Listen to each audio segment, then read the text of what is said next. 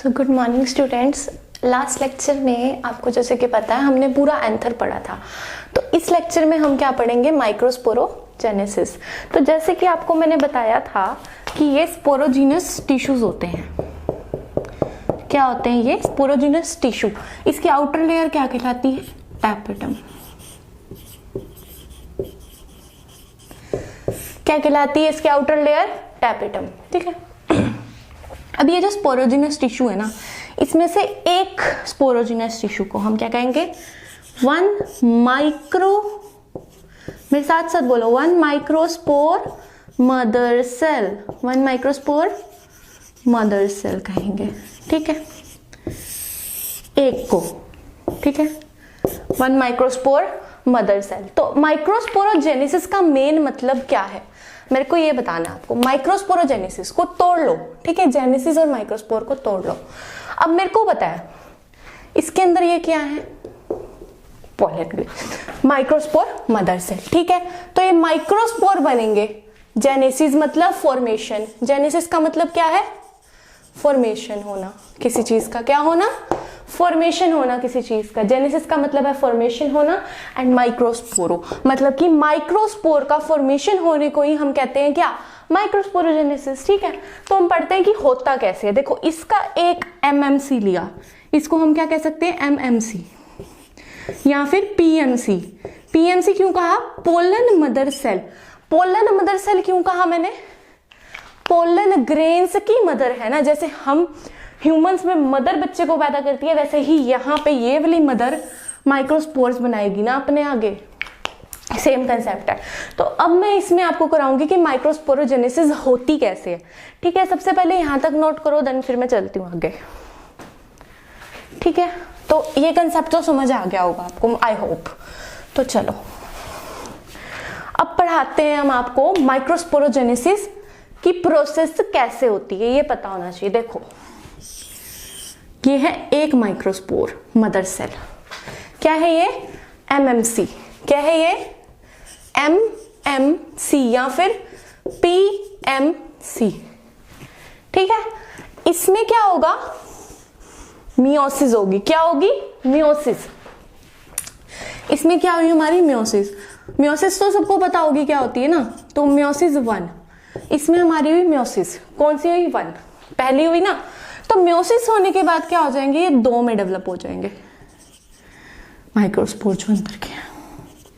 किन में डेवलप हो गए?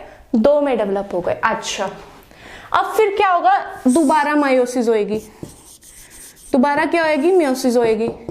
इसको हम कह देंगे मियोसिस सेकंड। अच्छा, यहां पे ये 2 में डिवाइड हुआ, तो यहां पे ये जाके क्या हो जाएगा? यहां पे जाके हो जाएगा 4 में डिवाइड। किस में हो जाएगा? 4 में। तो इसको क्या कहेंगे हम? डायाड। डायाड क्यों कहा? क्योंकि ये 2 डिवाइड हुए हैं, है ना। इसको हम क्या कहेंगे ऐसे ही? टेट्राड। ठीक है, स्पेलिंग देख लेना। टेट्राड कहेंगे क्यों? क्योंकि ये 4 में डेवलप हुए हैं। ठीक है ना। तो ये हो गई हमारी। इसके बाद क्या होगा? यहां से इनका डेहिसेंस होके 1 2 3 और 4, ये 4 माइक्रोस्पोर्स आ जाएंगे हमारे पास। क्या आ जाएंगे? 4 माइक्रोस्पोर्स। क्या आ जाएंगे हमारे पास? 4 माइक्रोस्पोर्स। तो ये होती है माइक्रोस्पोरोजेनेसिस।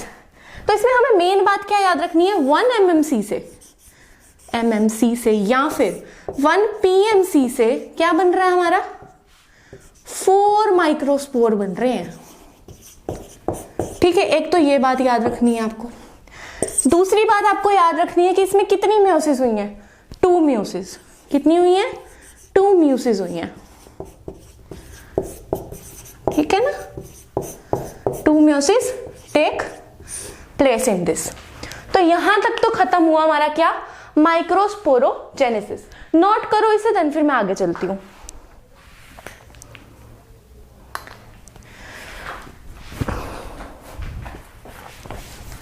चलो, अब क्या हमने करना है? हमारा माइक्रोस्पोरोजेनेसिस भी टॉपिक खत्म हो गया। एंथर हो गया, माइक्रोस्पोरोजेनेसिस हो गया। अब हम ना क्या करेंगे? हमें पता होना चाहिए कि मैच्योर एंथर क्या डेवलप करता है। एंथर पढ़ रहे थे ना अभी तक हम, तो मैच्योर एंथर मैच्योर एंथर क्या डेवलप करता है बताओ?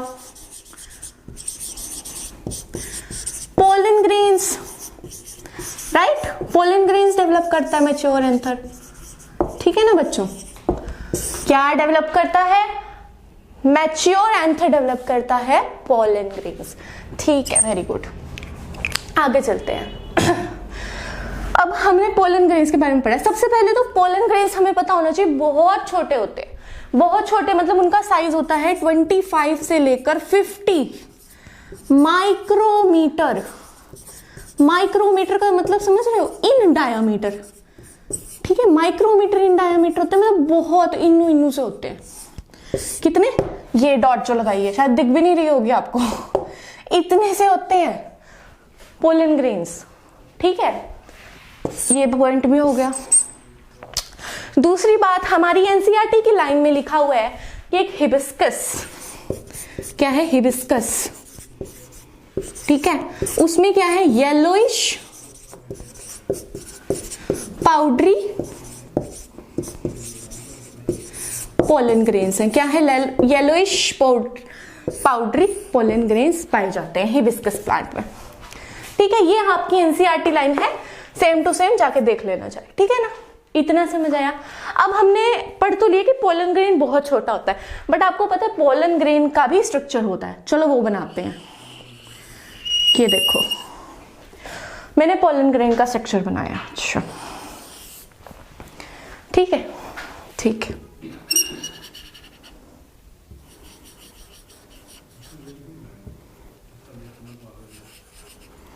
ये देखो, ये क्या बनाया मैंने? एक्साइन। इसको एक्साइन क्यों कहा? क्योंकि ये बाहर की लेयर है, इसलिए इसे एक्साइन कहा। अंदर की लेयर को क्या कहते हैं हम? एंटाइन। इंटाइन। इंटाइन क्यों कहा? क्योंकि अंदर की लेयर है। अब यहां से ये समझ लो, इन मतलब इनर, तो इंटाइन। एक्स मतलब एग्जिट, बाहर की तरफ जाओ, तो एक्साइन, बाहर की तरफ वाली लेयर आ गई, ठीक है? अब ये दो सेल होते हैं इसके अंदर प्रेजेंट। ऊपर वाले सेल को हम कहते हैं क्या? वेजिटेटिव सेल, या फिर इसका दूसरा नाम क्या होता है? Tube cell. वेजिटेटिव सेल और ट्यूब सेल कहलाते हैं। और इस वाले सेल को क्या कहते हैं हम? इसको हम कहते हैं जनरेटिव सेल।